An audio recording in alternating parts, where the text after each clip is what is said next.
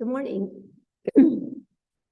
Welcome to the live in-person and live Zoom worship service of the Universalist Unitarian Church of Riverside.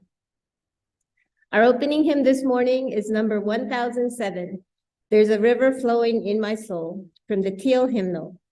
Please feel free to sing as the Spirit moves you and stand in body or spirit, and join us in singing hymn number 1007, There's a River Flowing in My Soul.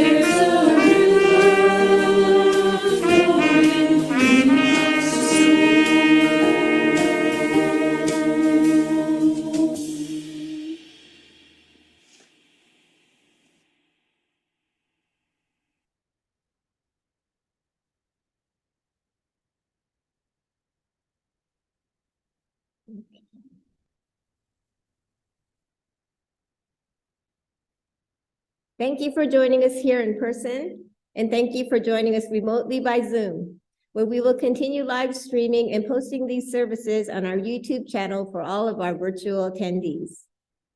I'm Grace Royce, a member of the Worship Committee, and I will be your worship associate today. Other members of the Worship Committee that make this service possible include Alec Peck, our music coordinator, who will also be in charge of our audio visuals today, and Kate Lewicki, who is in charge of our sound system, and Tinka Friend, who will be reading today's sermon for us.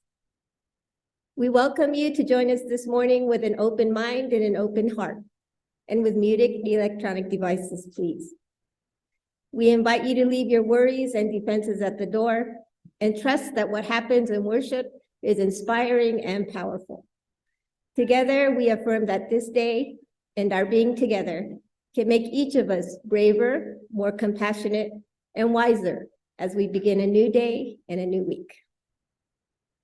On April 3rd, the California Department of Public Health ended masking and vaccination requirements in high-risk settings.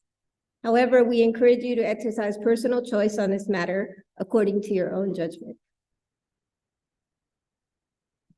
Today is Mother's Day, A celebration honoring all mother figures of the family or individual, as well as motherhood, maternal bonds, and the influence of mothers in society. The tradition of Mother's Day endures and evolves. Just as Mother's Day was the creation of multiple women out of appreciation for the support and sacrifices of their mothers, the modern Mother's Day celebrates the varied roles of mothers today. We also honor the way mothers have raised and nurtured their children with love and courage. Now let's take a moment of reflection and gratitude for all the maternal figures who raised and guided us through the years.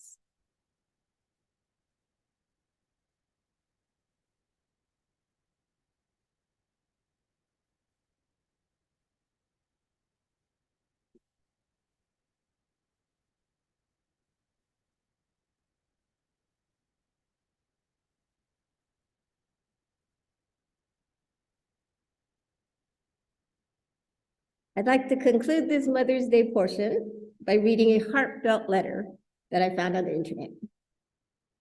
Dear Mom, thanks for putting up with a spoiled, stubborn, ungrateful, messy, bratty child, like my sibling. Love, your favorite child. Now, before we move into the service, there are a few announcements we would like to share. We will mention several websites, email addresses, and phone numbers. At the end of the service, we will leave up a slide with all of this information, and it is also available on our website.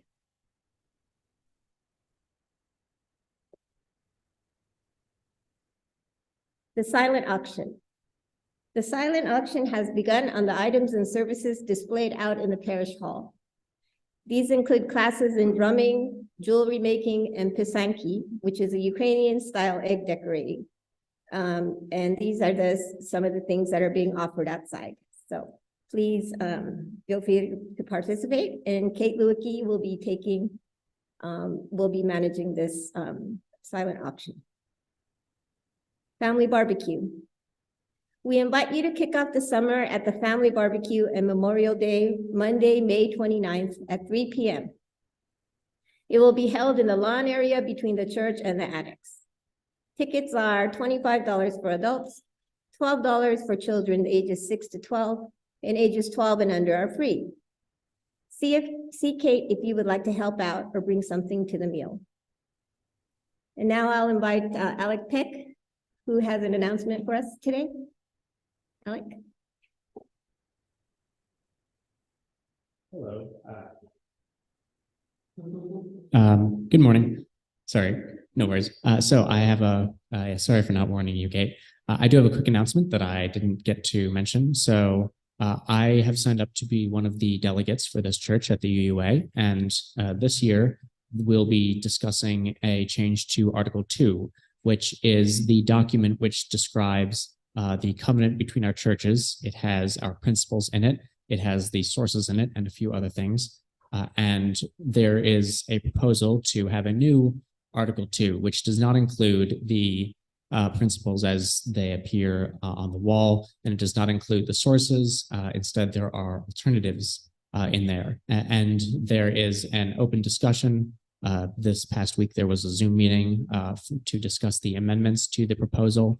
And I will be able to propose up to one of my own amendments. And so one, I want to encourage everyone else to join in the conversation. The UUA, it's discuss.uua.org is a website, and you can find information on the UUA website under the Article 2 Commission for the discussion board, which has the many discussion threads that UUs can join the discussion on. So I encourage you to give your opinion there, but also to talk to me about your opinion so I can perhaps represent you in that way.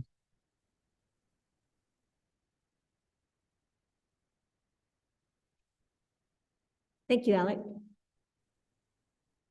And now I invite you to sit back and take a slow, deep breath as we move into the worship hour. You are welcome to read with me the mission statement of our church. Our mission is to foster a diverse religious community that celebrates life, affirms the individual, encourages spiritual growth and open thought, and works to advance social justice and environmental sustainability.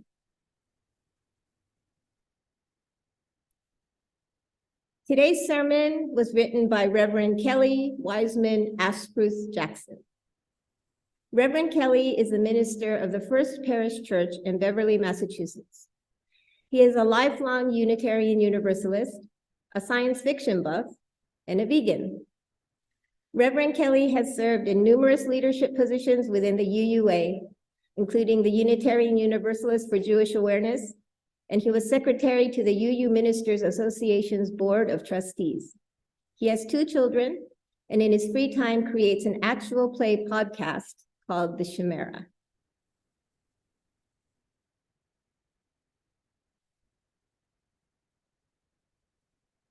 Today's sermon is called Holdinf Fast. We have all heard the phrase, the only constant in life is change. Times change, perspectives change, relationships change. In the midst of these shifting references, is it possible for some things to remain authentic and true? In today's sermon, Rev Kelly writes, a tree needs roots, and it also needs branches. What will we hold on to, and what will we let go of in our ongoing spiritual quest?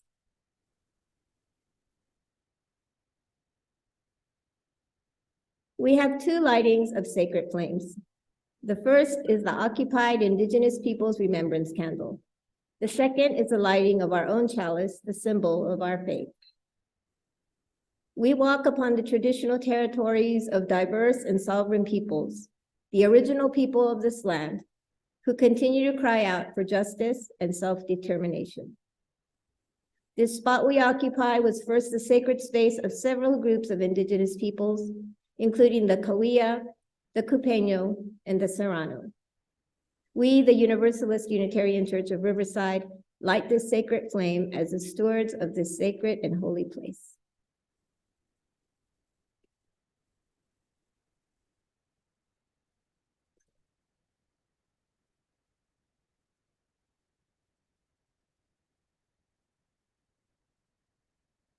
We are blessed with a space and opportunity to strive to live out our common principles, to bring justice, equity, and compassion into our daily lives, to resist all that threatens the earth and her people, and to be part of a world community with peace, liberty, and justice for all.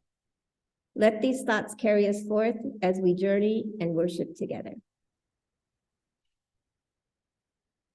Today's reading for the chalice lighting is A Community of Faith by Judith L. Quarles. At this hour, in small towns and big cities, in single rooms and ornate sanctuaries, many of our sibling Unitarian Universalist congregations are also lighting a flaming chalice. As we light our chalice today, let us remember that we are part of a great community of faith. May this dancing flame inspire us to fill our lives with the Unitarian Universalist ideals of love, justice, and truth.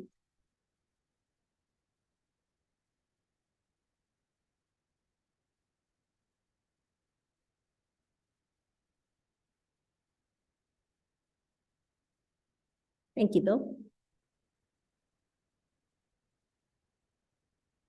Greeting our guests. We have a tradition at UUCR to welcome those who are visitors or perhaps returning after some time away. We know it can be uncomfortable to stand up and speak in front of others, and so I will now ask for a volunteer from someone who has been here a while to tell us your name and how you found out about our church. We ask you to step close to the mic and speak into it directly and clearly so that everyone can hear. Please be aware that you will be visible on our Zoom camera and in the recording of this service, which is posted online. Now, do we have any church members who would like to volunteer today? Okay. Morning, everybody. Happy Mother's Day. I'm Tinka Friend, and I've been a member of this church since 1996. And I actually had given up on a church, and because I couldn't find one where I felt that I could be myself, and which was a feminist, a strong feminist. And I came in here not as a church, but because it was a venue for a fundraising for hospice. And while I was here, I saw the pamphlets out in front. And at that time, one of the pamphlets that they had said, "Views of a UU feminist." And I just said, oh my gosh, I'm supposed to be here. So I started attending the services, and here I am. Thank you, Tinka. So that's how it's done. If you are new here, a visitor, or an old friend, please raise your hand to stand and come up to the mic in front of the pulpit. Do you have any takers?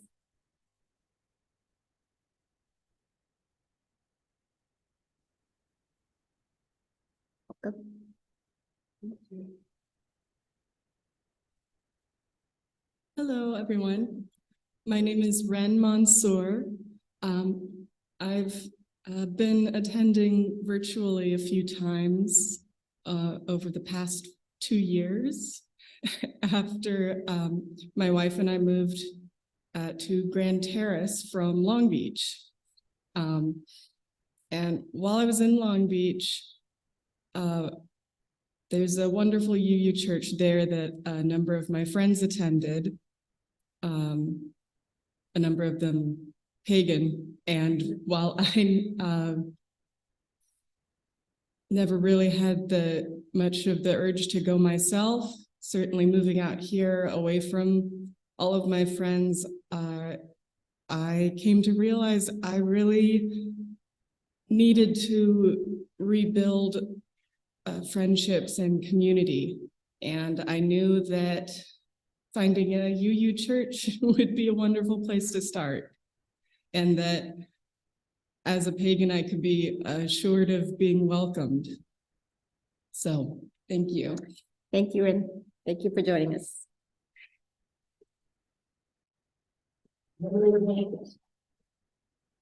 Is there anyone else who'd like to come up and speak? Okay. Is there someone online who would like to introduce themselves? All right. So for any other new guests, please join us for socializing and coffee hour after the service. We'd love to chat with you out in the parish hall, where you can also find our visitors book. Please leave your name before you leave so that we know you are here, and leave your contact information if you'd like to know about upcoming events. For those online, the best way to get added to the mailing list is to email the church office at admin@uuchurchofriverside.org.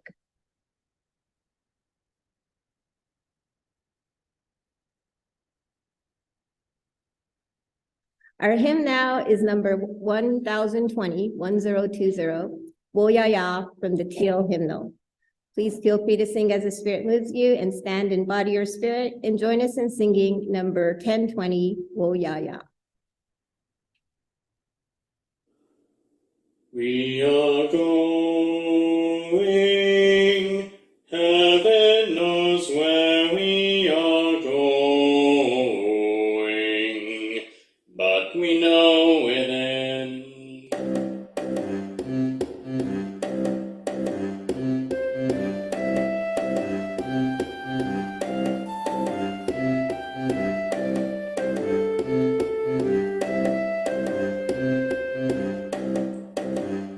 We are going, heaven knows where we are going, but we know within. We will get there, heaven knows how we will get there, but we know we will. It will be hard, we know, the whole road will be muddy and rough, but we'll get there. Heaven knows how we will get there, but we know we will. Oh yeah, yeah.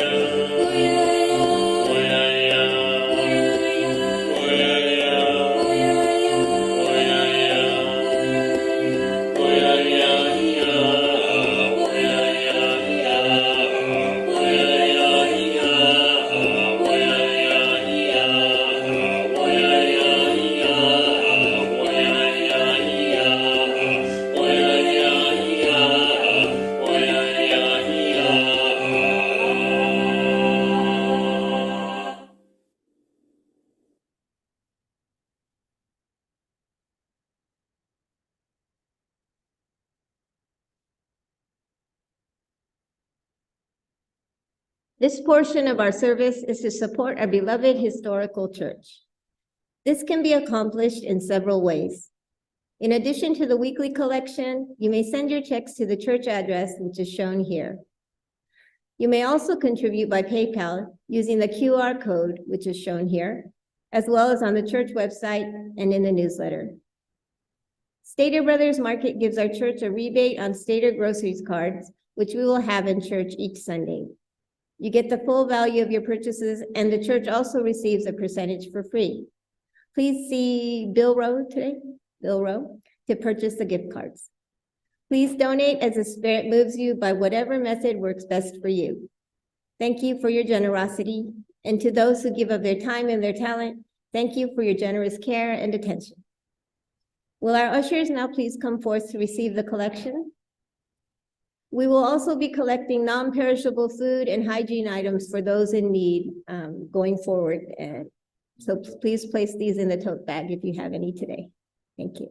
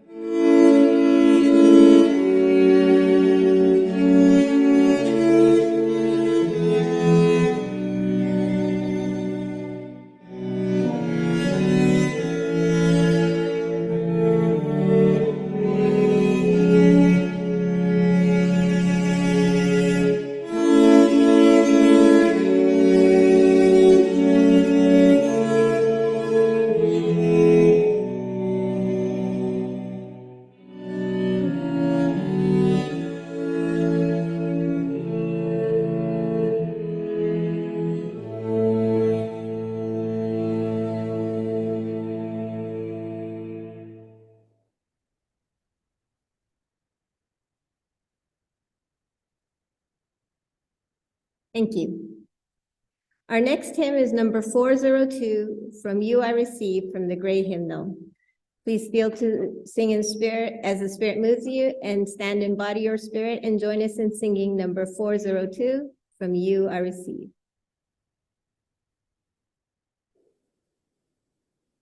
From you I receive, to you I give.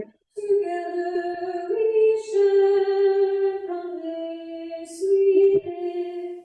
From you I receive, to you I give. Together we share from this we live. From you I receive, to you I give. Together we share, and from this we live.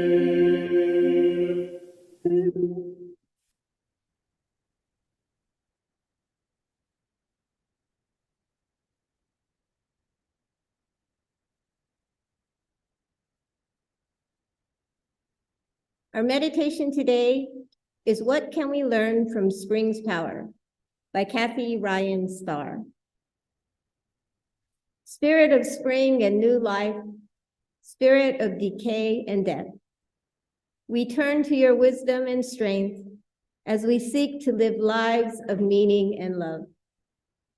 The cycle of life is powerful. Everything that lives dies. Everything that dies has lived. There is no escaping this cycle. What then can we learn from its power? The leaves that we put away in the fall are now compost, fertilizing the soil as we prepare to till the garden for this year's plantings. That harbinger of spring, the crocus, brings such delight and lasts but for a moment. Then it's gone, making way for the abundance of green and color that spring will bring. When one who was beloved dies, we cry, we mourn, we lament, and we carry them on in our hearts, seeking to live as they inspired us to live. As a child grows, we marvel at their unfolding into their own unique self. These lives we live hold so much beauty and so much pain. And we, like each of our ancestors across the millennia, seek to live them fully. We seek love. We seek to appreciate beauty. We seek solace and healing. We seek to hold fast to the core goodness of this world and to amplify its abundance.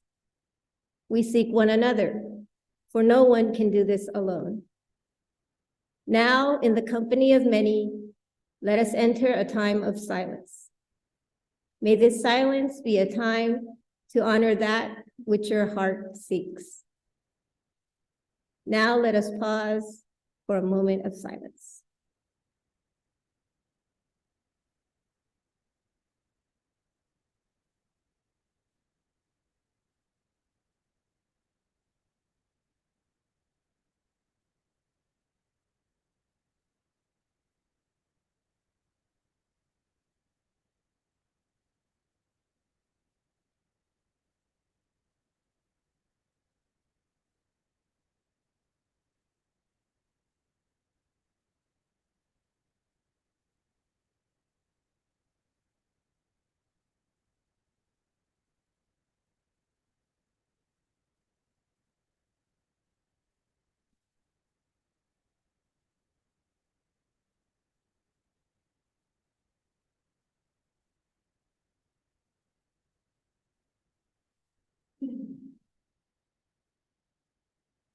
Now I would like to introduce Tinka Friend, who will be speaking to us and reading the sermon, Holding Fast.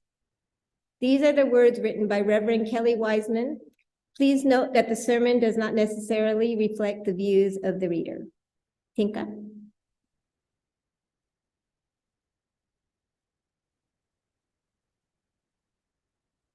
Again, I want to welcome everybody here. Before I read this sermon today, there are two things. One is, as I was reading this sermon, preparing to deliver it, as you heard, I did not write it. I am simply the messenger of the words. That I did. It's funny that Alec, well, not funny, but that you talked about the changes that may occur, with our very familiar principles and sources. And as I was reading this, I thought about that. So that may be something to have in your mind for today's service. Those of you who are longtime UUs and are very familiar with our principles and our sources. And it's funny because that's exactly what I was thinking of when I was reading this. The other thing I want to just sort of remind is, before I read today's sermon, I want to remind you, because this kind of comes into the sermon, the fact that Hurricane Katrina, when we had Hurricane Katrina, that it hit New Orleans, Louisiana in late August 2005. And that just 26 days later, I had forgotten that just 26 days later, Hurricane Rita hit them as well. So less than a month, they were hit with the two. So this sermon was written in 2007, just 2 years later, 2 years after that. Holding fast. The world is a slippery sort of thing. It can be hard, very hard, to hold on to all the many pieces of life. In our days on this earth, we may try new ideas, new plans, new relationships, careers, places to live. No matter how many or how few sorts of things we devote our living to, we can be assured that not all of them will last. There is plenty of trial and error to life. What is familiar and sustaining will sometimes pass away. And what is exciting and new and untested does not always transform into a well-established part of our deeper selves. sometimes, despite our best efforts and finest intentions, some piece of the world proves too slippery for us to hold on to. In his unpublished essay, Why I Gave Up Zen, contemporary scientist journalist John Horgan tells the story of his ill-fated attempt to take a course in Zen Buddhist meditation. Coming with hopes of developing a spiritual practice that would contribute to his overall well-being, he found himself constantly distracted by frustrations that his internal critic could neither ignore nor forgive. Chief among these frustrations, he admits, were some of his classmates. He writes, "The worst was cell phone man, so-called because the first time he came to our class, his cell phone beeper kept going off. During the seated meditation, he also infuriated me by yawning, sighing, and twisting his head with a crunching noise. When our instructor at the end of our sessions asked if anyone had any questions or comments, cell phone man invariably piped up loudly. Once he told us that something amazing had happened to him the previous weekend. All the thoughts in his head began spontaneously turning into songs, and he realized that creation is nothing more than God turning silence into song, which is really just vibrations and, energy. Eventually, John Horgan took his frustrations and mental conflict about the class out into the snow with him, attempting to practice mindfulness while cross-country skiing. But even the cold simplicity of fresh snow and white sky could not save him from his wandering mind, and all the sights and thoughts that intruded on him as he tried desperately to be here now. After berating himself repeatedly for stray thoughts, as varied as his daughter's cold, his wife's social activism, and his curiosity about the animal tracks crossing through the woods in front of him, Horgan finally gave up on the spiritual practice that he was trying to cultivate. It can be a very hard thing to acknowledge to others and to ourselves that some goal, some challenge, some want of ours is beyond our grasp, even when the job isn't or wasn't right for us, or the marriage just wasn't good for either of us, or that dream we were following just took us down a path that we could not follow.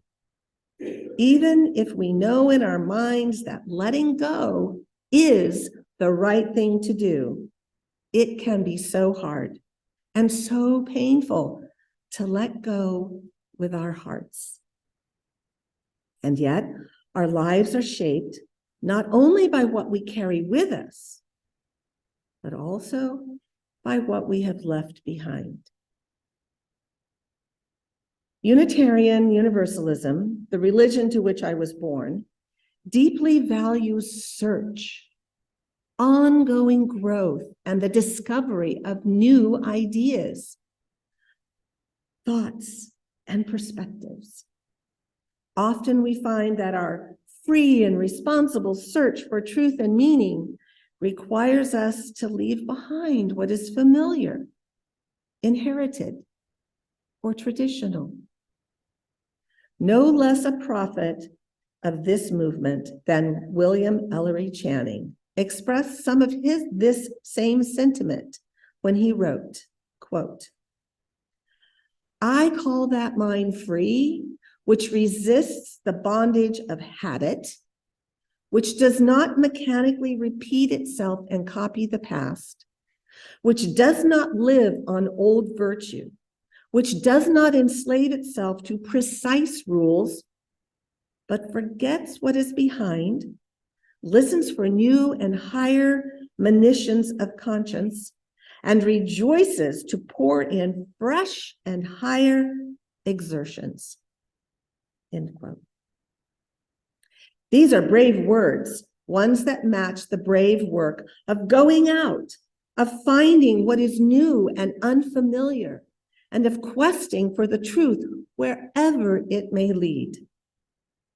There are times when leaving where we are and letting go of what has been is necessary for growth, necessary for justice, or for peace, or for survival. Many of us, I know, have come to be Unitarian Universalists by coming out of some other religious tradition and perhaps leaving it behind. Our faith urges us to seek so far and so wide for meaning that we reach beyond the bounds of what is known and familiar to us. This is the calling that founds new nations and new religions, one cherished by Unitarian Universalists and our theological ancestors. But just as there is reason to celebrate letting go, there is also reason to honor holding fast, living with a persistent commitment to something larger than oneself. Unitarian Universalism is today a faith of joiners. If it were not for the more than half of us who come in by choice made later in life, rather than entering by birth or upbringing, we could not be what we are. But it is not only the bravery to join that sustains this or any other religion, it is also the courage to stay. In our congregations and amongst ourselves, it is somewhat common to exchange tales of the faith that we left behind in order to become Unitarian Universalists. For some of us, this is an opportunity to reveal and perhaps to heal from wounds from our previous religious life. What I wish for and would one day hope to see are spaces made for those Unitarian Universalists, both the joiners and the lifers, who have had their hearts broken by this faith, and who, despite these wounds, are still here. The poet Robert Frost describes steadfast and abiding commitment with these brief words. The heart can think of no devotion greater than being sure to the ocean, holding the curve of one position, counting an endless repetition. What things in life require this persistence? The exercise of religion, the exercise of citizenship, the construction and maintenance of an institution, such as a partnership, a family, a marriage, or an association of congregations. All these things and many more need lasting and abiding effort in order to endure. The institutions and entities by which we define ourselves are only so strong and so permanent as the human commitments out of which they are made. I live in Boston now, and I have found that there my audience needs no instruction on the virtues of remaining true and loyal to a cause. Steadfast institutional loyalty is hardly a foreign concept in that town, particularly in the face of great disappointment and a Greek chorus of naysayers and false friends. Novelist, lawyer, and newspaper writer George V. Higgins offered the observation some years ago that the Red Sox are a religion. If so, I see no reason not to hold my own religious movement to the standards of Massachusetts Bay's largest indigenous faith. When I can climb aboard a trolley car on Sunday morning and see that more than half the train is filled with families and couples and single people, all wearing chalices on their caps and t-shirts and all on their way to worship, then perhaps I will be satisfied. When I first mentioned the title of this sermon to a friend of mine who is long a veteran of the United States Navy, he reminded me of a traditional tattoo. 2 words, 8 letters, inked across the fingers of both hands to read the instruction, hold fast. The safe journey of a ship often depends upon the strength and dedication of its crew in holding down or hauling in this line or that. The message is a reminder, it seems to me, that the common good of the boat and those within it relies on the embodied commitment of all those aboard. I received poignant instruction in what it means to hold fast to something beloved while on a trip this past year to New Orleans. 15 of us from Boston's Arlington Street Church spent a week in the Crescent City, slinging paint and joint compound, hauling dirt, planting garden beds, and bearing witness. It is my sad duty to tell everyone I meet that nearly 2 years later, the body of New Orleans still retains the terrible wounds of Hurricane Katrina and Rita. I did not have the opportunity to visit New Orleans before the storm.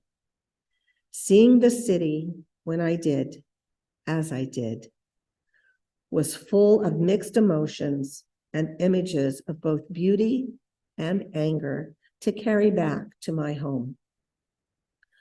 One late afternoon, our group took a solemn tour of the lower Ninth Ward, a section of the city that was ignored by the national imagination until the storms, their aftermath, and the American media turned that neighborhood into a spectacle of desolation. The Ninth Ward has been the heart of the working class Black population of New Orleans for generations. Hit by the very worst of the catastrophic flooding that New Orleans experienced in the late summer of 2005, the lower Ninth was almost uniformly flattened. Staring out at what used to be several acres of well-loved homes, I saw whole blocks of houses reduced to vacant lots. Their contents spilled out on rubble and grass with little sets of concrete steps leading up to front doorways that were no longer there. It is the sort of view that makes the soul grow coarse. To survey the consequences of a broken canal wrought by human hands, ordered by human minds, uncaring of the risk it posed to the human life beside its walls. Seeing all those broken houses stirred in me feelings of both anger and grief. Carrying those feelings with me still is one of the costs and one of the gifts of that journey south. But here is the lesson I offer from it today. Amidst the ruin and the rot, there stood a dirty white trailer. It was one of the sorts furnished by FEMA or rented by a private company and used by pre-Katrina residents who have returned to the Gulf Coast to rebuild their broken homes. In a neighborhood that was all but completely empty, largely devoid of even standing houses, let alone of people to live in them, there was this trailer. It made a bold statement. I am here it seemed to say. I will hold fast to this place, my home. I will not be moved. In his speech to the divinity students of Manchester College in Oxford in the fall of 1896, Claude Montefiore spoke of the commonalities he observed between his own liberal Judaism and the faith of the Unitarian audience he was addressing. He affirmed that the searching spirit need not be viewed as incompatible with persistence and loyalty, and that in fact, each required the other if either was to have meaning or purpose at all. This is how he put it, quote, "We are not less fervent believers in the reality of truth because we are more conscious of its infinite complexity. A love which realizes imperfection in the beloved object may be more fruitful than a blind affection which sees no weakness or blemish and can strive for no improvement or attempt no purification." End quote. It is not a question as to whether we will in our lives leave things which are familiar and well known to us behind. That much is sure consequence of living. Likewise, we need to trust in things outside ourselves in order to sustain our being. A tree needs its roots, but it also needs branches. These then are the questions before us. Listen. How much courage will we show in our holding on and our letting go? How much wisdom will we find to guide us in choosing between one and the other? How much space will we make for both demands in ourselves and in others? Will there be honors for the immigrant, the convert, the refugee, as well as for the loyal holdout, the born member, and the internal agitator? What are you holding on to that you need to let go? What have you let go of that you need desperately to pick back up again and hold fast? Let us all hold these questions in our hearts and our minds and share with each other what we have uncovered when we have our sharing opportunity after the service has ended.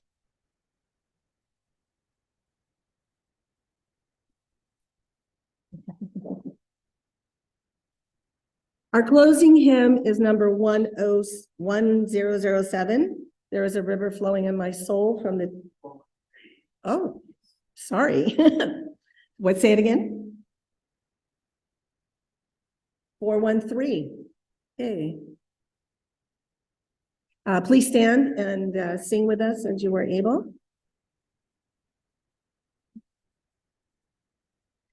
Here's your benediction.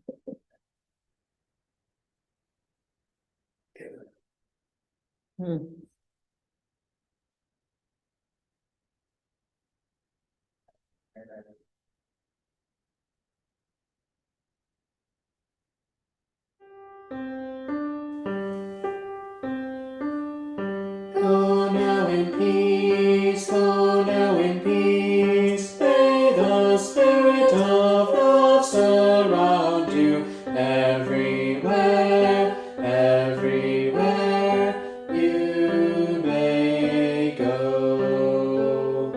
Go now in peace.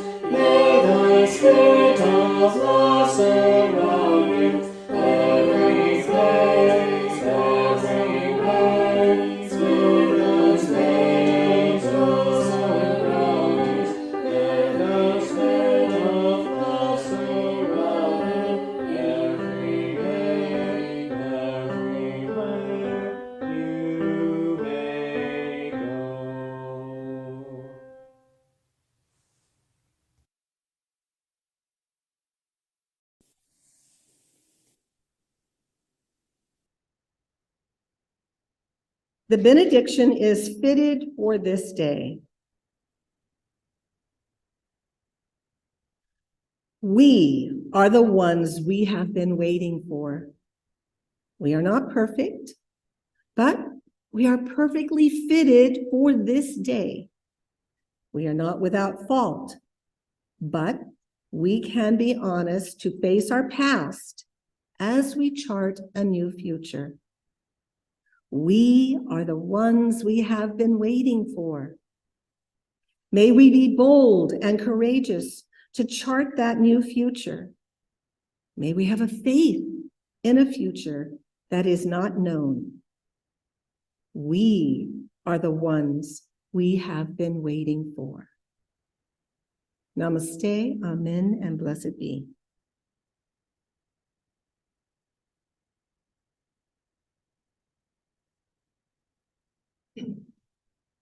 Thank you, Tinka, for sharing your valuable time in today's reading with us this morning. It is sincerely appreciated, and we look forward to seeing you again. For those of you who would like to stay in the sanctuary for 10 to 15 minutes to share some discussion or observations from the service, please remain in the sanctuary or online. Please be aware that these comments will be posted online. For the rest of you, you are now welcome to adjourn into the parish hall. To remind everyone, these were the questions at the end of Rev Kelly's service. How much courage will we show in our holding on and our letting go? How much wisdom will we find to guide us in choosing between one and the other? How much space will we make for both demands in ourselves and others? Will there be honors for the immigrant, the convert, the refugee, as well as for the loyal holdout, the born member, and the internal agitator? And what are you holding on to that you need to let go? And what have you let go of that you need desperately to pick back up again? So if any of those questions resonated within you and you would like to share with us what you discovered, please step forward up here to the mic and share it with us.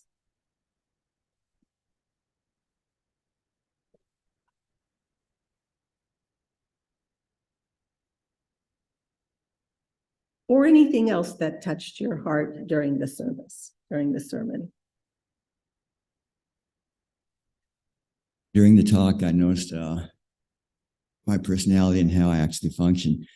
The only new that I allow to come into my life is about 2.5 hours, well, actually 3.5 hours of news every day. That's the new that comes in. But otherwise, I like to hang on fiercely. For example, I went into the Griffith Observatory yesterday, and was really thrilled when I got to see the Tesla coil, which I was dreaming of seeing for the last 6 or 8 years. I didn't go in because of COVID and other health issues. But there was one item that they have not put out, maybe it has been discarded. Before they renovated, they had a machine that would physically show the solar system. They had little balls that would rotate around Mars, Jupiter, and especially Earth. And around Earth, there was a moon at an angle, and it would go around as well. You'd push a little button, and the whole thing would be animated. And every so often, you could actually see a solar eclipse and a lunar eclipse appear, courtesy of the particular positioning of each of those items. And so I asked, where was that mechanical gadget that I loved to see many years ago? And they said, probably the person who used to fix it has long ago retired or died. It's probably been shoved into a corner someplace, or maybe is tossed to the ash heap. And I was really ticked because I like to hold on to each and everything, and I'd like to see it come back. Mm-hmm. Thank you. Thank you, Walt. And I think many of us can relate to that.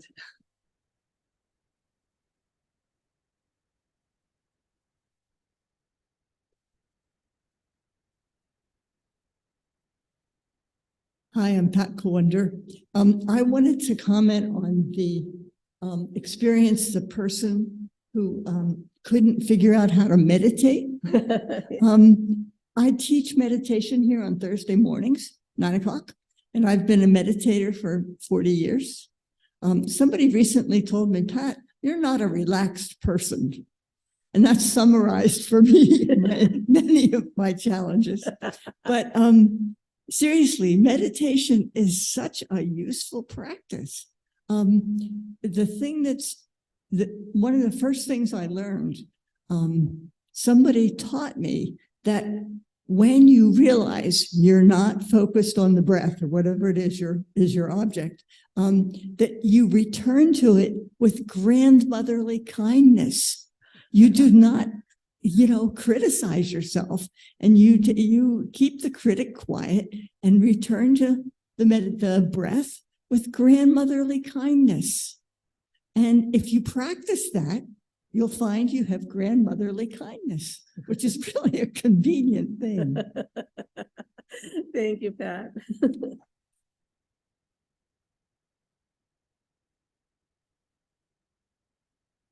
Is there anyone else that would like to share anything that came up with them during the service?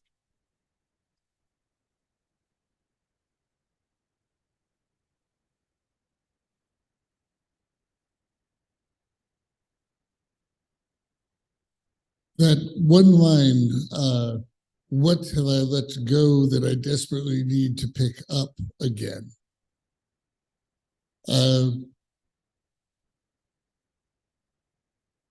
As I look around and notice that most of us are not teenagers anymore, it occurs that both there are vices that I think I'm going to pick up again just to make sure I get a chance to play with them a couple more times before I reincarnate and get a new and more spectacular set of vices.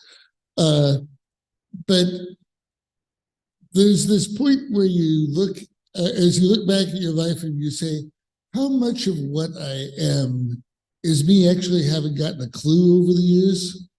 And how much of the wisdom of age is merely the not so high wisdom of tired feet and broken heart talking?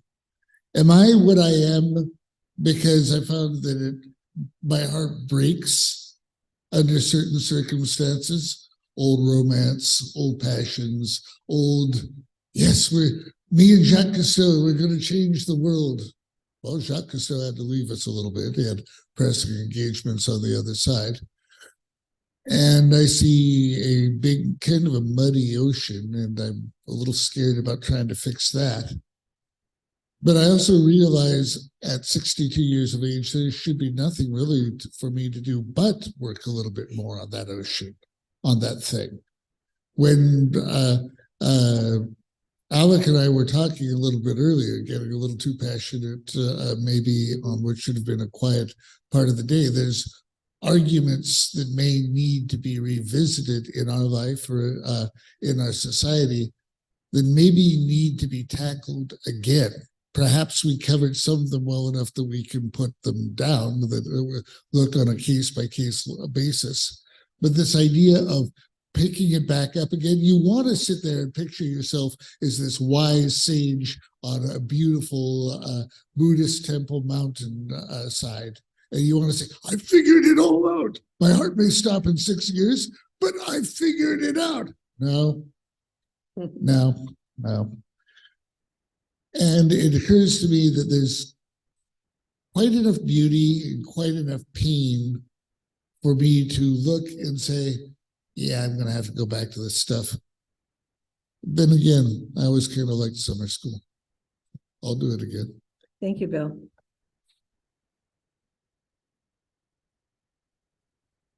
So is there anyone else? Is there anyone online? No one online? Okay. I was just wondering if I have the energy to formulate what I'm trying to say. I've noticed that as I've grown older, things are not dichotomies anymore. They're not so black and white. It's not yes or no. It's not right versus wrong.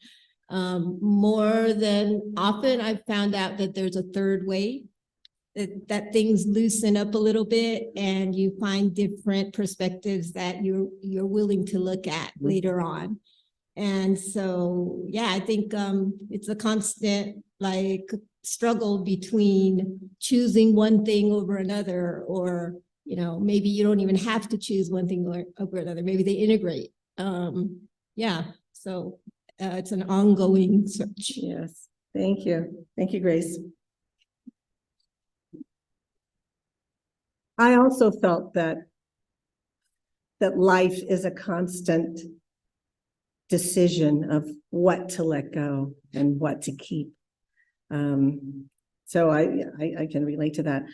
Two things that came up for me, as I said, when I was reading this, I already talked about, should I be getting myself in a place? Should I be like getting myself mentally, spiritually ready that possibly I might have to let go of our, you know, beloved principles and traditions and sources and everything else.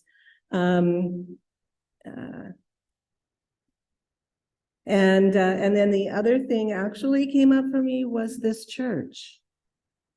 It was this church, because I do not want to let go of this church.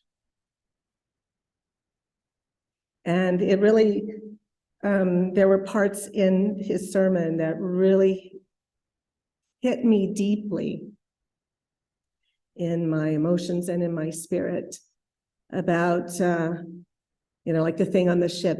It's like it takes us all. We all have to be there pulling, you know, holding fast and pulling and doing the work and doing what's necessary and digging deep and working hard in order to keep something that is precious, not just precious like from a historical point of view, but precious for us on our daily lives, that we come here and we get refreshed, or we get filled up, or we get supported, or enlightened, or whatever, all the things that we come here for.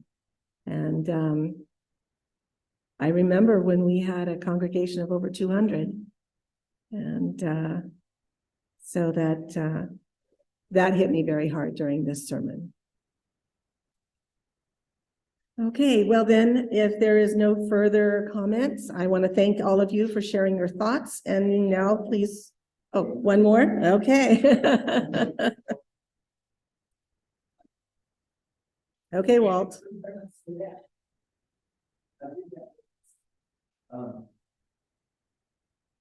The idea of what to keep and what to let go.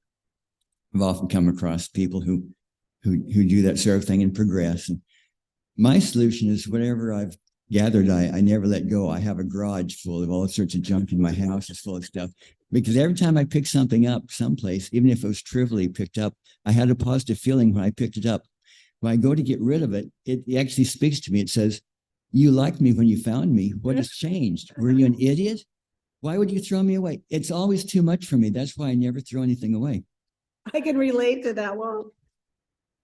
My garage is just like your garage. I've got one little path that I can get to that I can get to my washing machine and dryer, and then that gets me out of the garage. And the rest is like up to those rafters. All right, anyone else? Okay. On the other hand, there's nothing like that relief when you just throw away something that you don't need, right? The feeling after that, you feel lighter, right? Right? So. Yes.